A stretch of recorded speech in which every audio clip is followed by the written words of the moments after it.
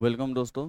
तो जैसा कि हम सभी को पता है कि सीटेट जुलाई 2023 आ चुका है और सभी की डिमांड है कि नहीं सीटेट की भी क्लास होनी चाहिए। और जाहिर सी बात है कि इसके पहले जो बैच चल रही थी यूपी टेट की थी। यूपी टेट की क्लास आती रहेंगी क्योंकि बहुत से बच्चे जिन्होंने सीटेट को क्रैक कर लिया है अब उन्हें यूपी टेट पढ़ना है, तो उनकी यूपी टेट की क्लास आती रहेगी। पर जिन बच्चों को ने सीटेट भरा और सीटेट बैच चाहिए तो उनके लिए भी सीटेट की क्लास आती रहेगी, जहाँ पे आपको सीडीपी और पेडागोजी दोनों की क्लास मिलेंगी आपको। और कोशिश करूंगा मैं कि ईवीएस मैथ इन सभी की भी क्लास आपको ऑनलाइन यूट्यूब पे मिल जाए।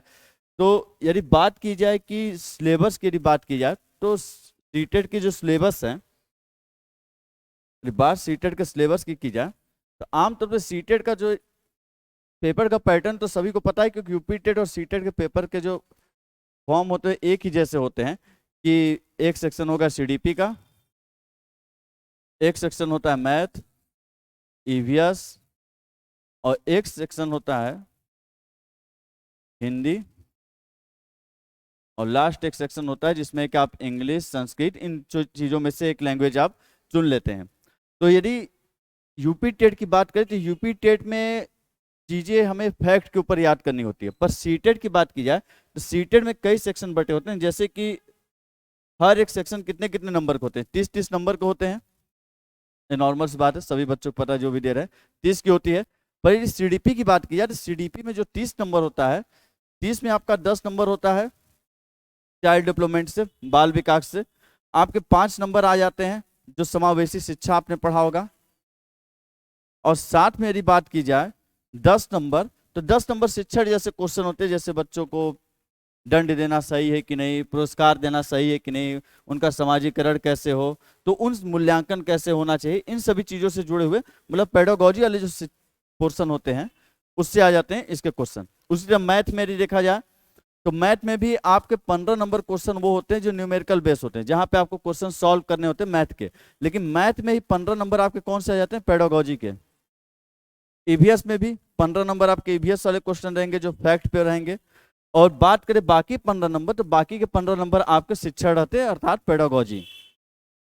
हिंदी में भी वही है कि 15 नंबर हिंदी और 15 नंबर क्या होते हैं आपके, पेडागोजी। और ईवीएस में भी 15 नंबर ईवीएस होता है, सॉरी हाँ, सेकेंड लैंग्वेज में भी 15 नंबर, जैसे इंग्लिश या संस्कृत आपने जो भी सब्जेक्ट लिया है तो 15 नंबर इंग्लिश या संस्कृत होते हैं। और साथ में 15 नंबर क्या होते हैं आपके, पेडागोजी वाले सेक्शन होते हैं। यदि एक तरीके से देखा जाए, ध्यान दिया जाए, तो ये सारे जो 15 नंबर के आपने पेडागोजी देखे हैं ये सभी भी क्या एक तरह से साइकोलॉजी है। बस उसके यूजेस और तरीके अलग अलग सब्जेक्ट में अलग अलग तरीके से होते हैं। और ये सारे चीज डिपेंड करते हैं किसके ऊपर, इस 30 नंबर के जब आप साइकोलॉजी पढ़ते हैं, जब इस 30 नंबर के साइकोलॉजी का बेस बन जाता है, क्योंकि ये होते अलग हैं पर इनकी नींव क्या है, ये 30 नंबर की साइकोलॉजी। जब 30 नंबर के आप साइकोलॉजी को पढ़ लेते हैं तब ये 15-15-15 करके जो 60 नंबर के बाकी हैं पेडागोजी, ये पेडागोजी उन्हीं के ऊपर आधारित हुई, तब चीज़ों को समझना और भी क्या हो जाता है, आसान हो जाता है। तो यदि बात किया जाए हिंदी में जो 15 नंबर होता है तो 15 नंबर में आपके पैसेज वगैरह रहते हैं।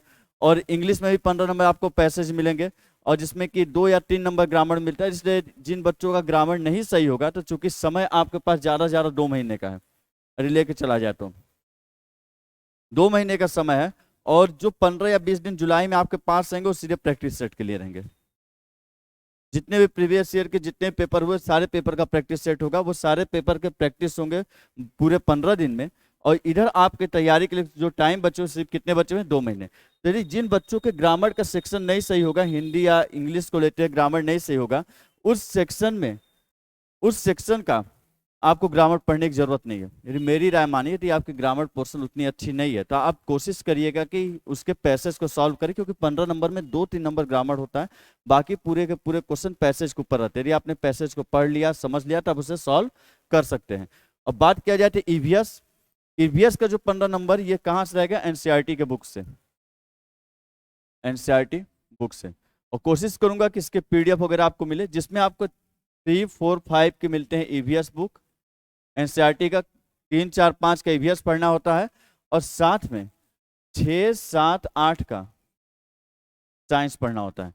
मतलब इस ईवीएस को कंप्लीट करने का, और ये सिलेबस किसका है, 1 से 5 प्राइमरी लेवल के लिए है। तो प्राइमरी लेवल में जो ईवीएस होता है, ईवीएस एनसीईआरटी का बुक से आएगा, और जिसमें कि 3, 4, 5 के ईवीएस होते हैं और 6, 7, 8 के साइंस। और ऑफलाइन बैच में प्रोवाइड होता है, तो मैं कोशिश करूंगा कि ऑनलाइन बैच के बच्चों के लिए भी ईवीएस के पीडीएफ मिल जाए और उसके क्लासेस भी लगवा दूंगा मैं। तो यदि बात किया जाए मैथ, तो मैथ इसके बिल्कुल आसान होते हैं, कोशिश करिएगा मैथ लगाने को, क्योंकि बहुत से बच्चे जो सीटेट देते हैं, बीएड क्वालिफाई किए रहते हैं, उनको मैथ से बहुत ज़्यादा डर लगता है, लेकिन विश्वास मानिए सीटेट के मैथ बहुत आसान होते हैं। यदि एक बार आपने कोशिश किया तो 15 में से कितने भी आपको नहीं आता होगा मैथ, तो भी आप 15 में से 10-12 नंबर आप निकाल सकते हैं, मिनिमम 10 नंबर तो आप निकाल ही सकते हैं। इसे कोई भी सेक्शन छोड़िए मत। और यदि बात की जाए सीडीपी के ऊपर कि सीडीपी का सिलेबस क्या है, यदि मैं अपने सिलेबस के ऊपर आऊं कि सीडीपी में पढ़ना क्या है, कहानी क्या है इसकी, तो बात किया जाए सीडीपी की, तो देखिए सीटेट जो पेपर बनाता है, सीटेट पेपर डिजाइन करता है इस तरीके से, ताकि सीटेट पेपर इस तरीके से डिजाइन करता है कि जो बच्चों की जरूरतें हैं और उन जरूरतों को जब क्लासरूम के अंदर एक टीचर पूरा करता है, तो एक टीचर को किन किन बातों को आना चाहिए, किन किन बातों को एक टीचर को जानना चाहिए, वो उन्हीं सब चीजों को लेते हुए सीटेट अपने सिलेबस को डिजाइन करता है। उसे यूपी टेट की तरह दुनिया भर के वैज्ञानिकों से मतलब नहीं है, वो सिर्फ उन्हीं चुनिंदा वैज्ञानिकों को जानता है जिन्होंने बच्चों को लेके एक सही बात कही और जिसकी जरूरत होती है एक टीचर को समझने के लिए। जैसे बात की जाए कि सोच के देखिए, जैसे एक छोटा बच्चा है, वो धीरे धीरे बड़ा होता है, तो धीरे धीरे बड़ा होता है तो उसमें क्या होती है, वृद्धि और विकास। एक टॉपिक जो आपका पढ़ने को रहता है वो रहता है वृद्धि और विकास। अब जब विकास होगा तो विकास कई तरीके से होता है, जिसमें विकास में आप क्या आ जाते हैं, सामाजिक विकास,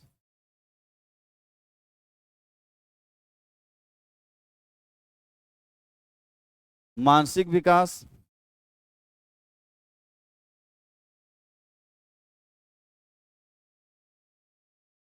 नैतिक विकास,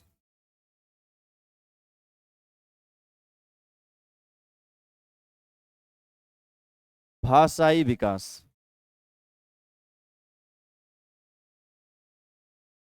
भाषाई विकास।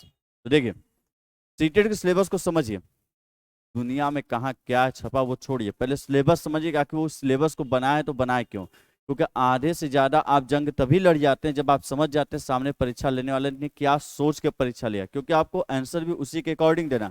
और सीटेट एक ऐसा एग्जाम है जिसके आंसर फिक्स नहीं होते हैं, ये हालात के अनुसार इसके आंसर बदल भी सकते हैं। तो देखिए जब कोई बच्चा बड़ा होगा तो उसमें क्या होगा, वृद्धि और विकास। और विकास में किस तरीके से, उसको समाज में कैसे रहना है, समाज से कैसे सीखना है, समाज में रहकर कैसे चीजों के बारे में सीखता है। मानसिक विकास, उसके बुद्धि का विकास करना है, एक टीचर के तौर पे आपको उसके बुद्धि का विकास करना है। तर्क शक्ति हो गया, अमूर्त चिंतन हो गया, कल्पना शक्ति हो गई, विलोमेता अविलोमेता, सारी चीजों का आपको क्या करना होगा, विकास करना होगा। नैतिक विकास, एक टीचर काम होता है सिर्फ मैथ को पढ़ाना नहीं, ये अपने पर्टिकुलर सब्जेक्ट को नहीं पढ़ाना, बच्चे को नैतिकता भी सिखाना है कि उसकी क्या नैतिकता है। जैसे ये नहीं कि घूम रहा है तो रोड लाइट तोड़ दिया, तो घूम रहा है तो फूल पत्तियों को तोड़ फोड़ दे रहा है, किसी को भी पीट दे रहा है, तो उसको नैतिकता सिखाना भी क्या है, एक टीचर का काम। सामाजिक विकास भी करना एक टीचर का काम है। भाषाई विकास, भाषा का विज्ञान कराना किसका कार्य है, टीचर का ज्ञान काम है। तो देखिए अब चूंकि ये सारे चीज एक टीचर करवाएगा, तो अब हर किसी के एक वैज्ञानिक, जैसे सामाजिक विकास के बारे में बताया किसने, वाइगोस्की। आप किसको पढ़ते हैं, वाइगोस्की को। मानसिक विकास को संज्ञानात्मक विकास बोला जाता है, और मानसिक विकास को बनाया किसने, जीन प्याजे। तो लीजिए एक वैज्ञानिक आप किसके बारे में पढ़ेंगे, जीन प्याजे। और नैतिक विकास के बारे में किसने बताया, लॉरेंस कोहलबर्ग। कोहलबर्ग, और लॉरेंस कोहलबर्ग ने बताया। तो नैतिक विकास के लिए आप किसका सिद्धांत पढ़ेंगे, कोहलबर्ग का। भाषाई विकास में कई वैज्ञानिक आते हैं, जिसमें सबसे फेमस है नॉम चॉम्स्की, और कुछ और वैज्ञानिक आएंगे जो हिंदी वाले पेडागोजिक सेक्शन में पढ़ाऊंगा।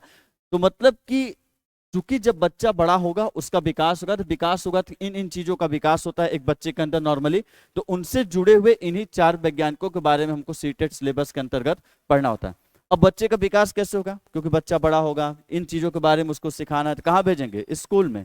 कहाँ भेजते, विद्यालय में, स्कूल के अंदर। और स्कूल के अंदर जाकर बच्चा करता क्या है, अधिगम। क्या करता है, अधिगम। तो आप किसको किसके बारे में पढ़ना है, अधिगम में, कि अधिगम क्या है,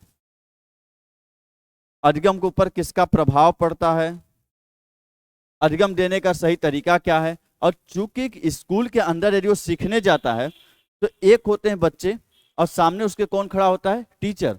बच्चा सीखने आया और टीचर सिखाने, तो बच्चे को सीखना आना चाहिए और टीचर को क्या आना चाहिए, सिखाना।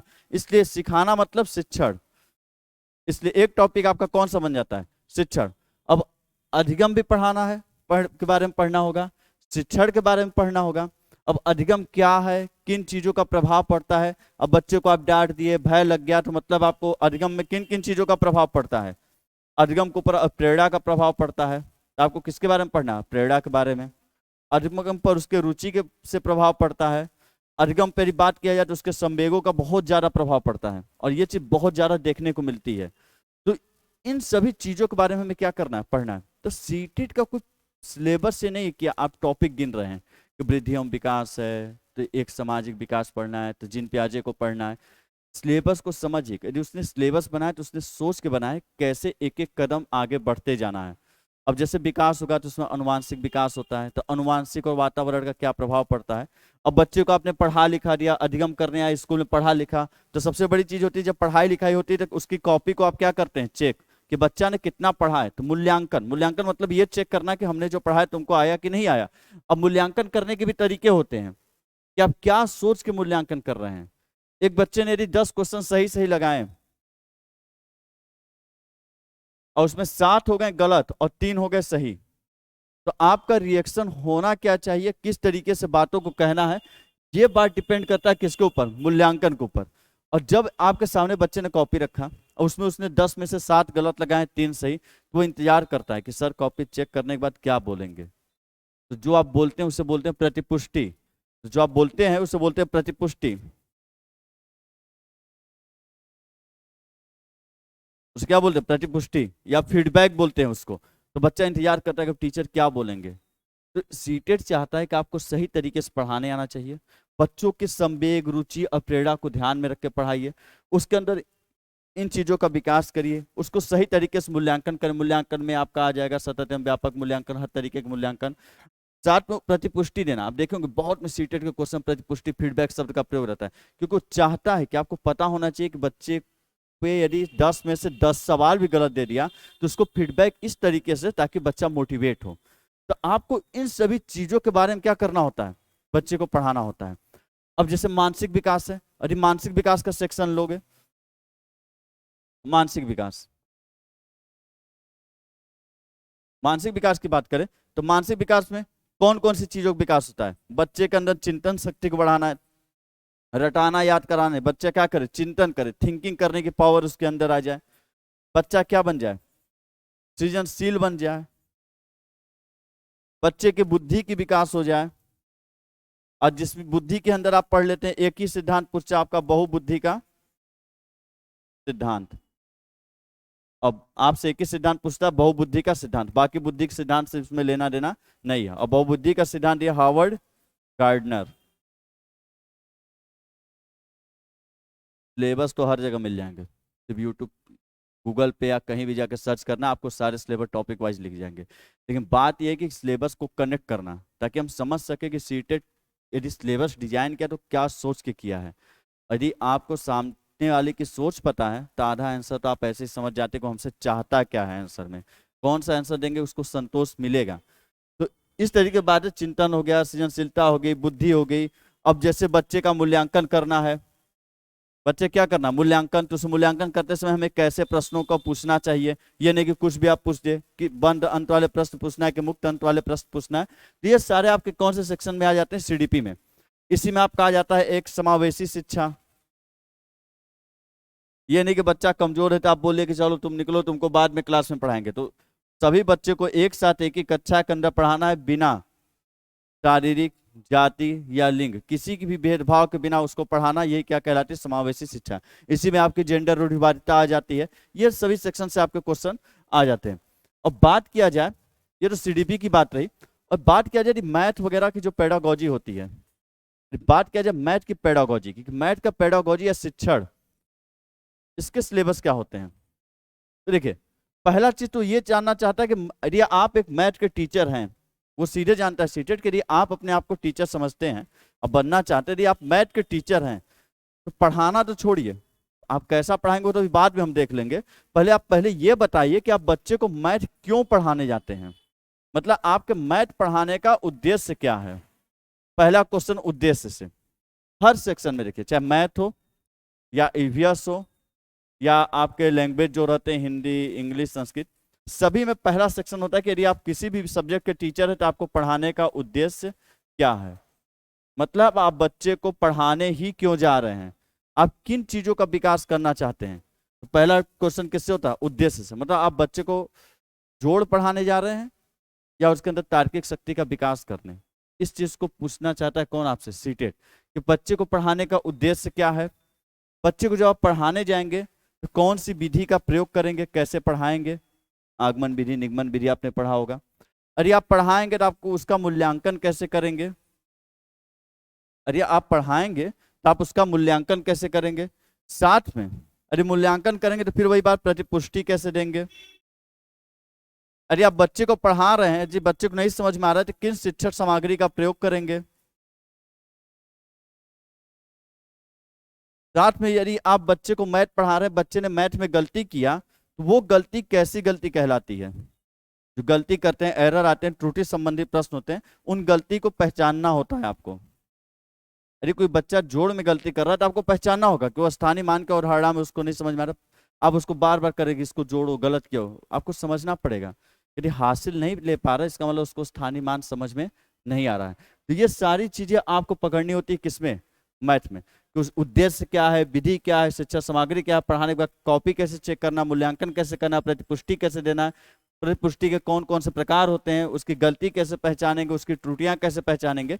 ये पूरी क्या होती है, मैथ में कैसे प्रश्न पूछने चाहिए, बंद अंत वाले प्रश्न पूछने चाहिए कि मुक्त अंत वाले प्रश्न पूछने चाहिए, ये किसके सिलेबस में आ जाते हैं, मैथ में।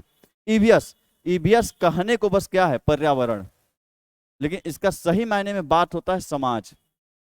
यदि सीटेट के नजर से देखें तो समाज की बात करता है कि एक समाज में बच्चा कैसे रहेगा, इसके बारे में आपको पढ़ाना है।